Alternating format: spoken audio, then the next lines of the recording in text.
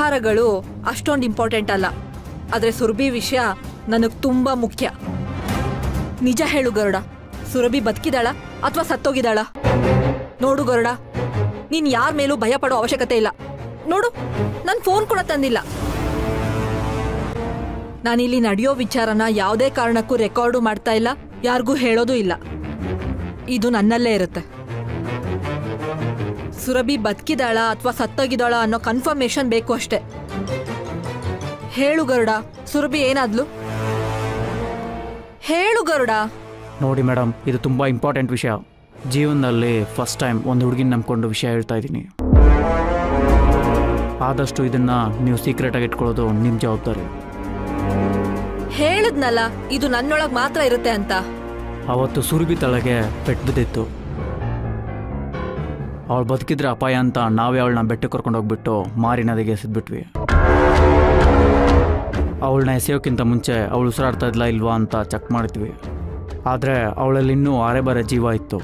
ನನಗೆ ಗೊತ್ತಿರೋ ಪ್ರಕಾರ ಅವಳು ತಲೆಗೆ ಬಿದ್ದಿರೋ ಪೆಟ್ಟು ಸಾಮಾನ್ಯವಾದದ್ದಲ್ಲ ಮೇಡಮ್. ಹಾಗಾಗಿ ಅವಳು ಬದುಕಿರೋದು ಚಾನ್ಸೇ ಇಲ್ಲ. ಶಕ್ತಿನ ಕಳ್ಕೊಂಡಿರೋವಳು ನದಿಲಿ ಈಸ್ಕೊಂಬರೋಕ್ಕಾಗತ್ತಾ?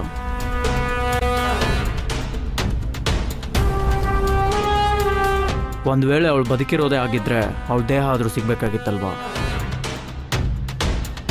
3 ದಿನ ಆದರೂ ಅವಳು ಸುಳಿವೇ ಸಿಕ್ಕಿಲ್ಲ ಅಂದರೆ ನೀವೇ ಲೆಕ್ಕ ಹಾಕ್ಕೊಳ್ಳಿ.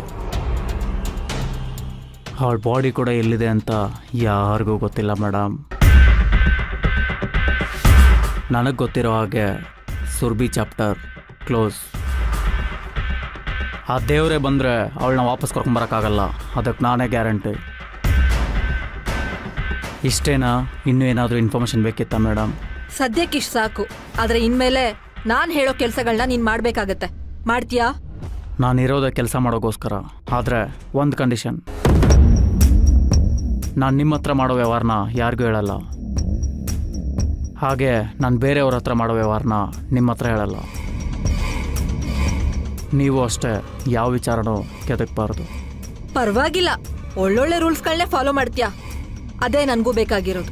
ತಗೋ, ಇದು ನನ್ನ ಖುಷಿಗೆ.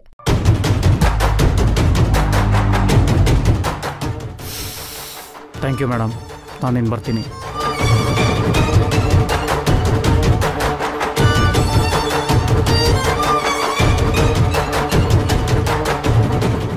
ಅಂತೂ ನನ್ನ ಅರ್ಧ ಪ್ರಾಬ್ಲಮ್ ಸಾಲ್ವ್ ಆಯ್ತು. ಈ ಸುರಭಿನೇ ಮಣ್ಣು ಮಾಡಿದ್ದಾರೆ ಅಂದ್ರೆ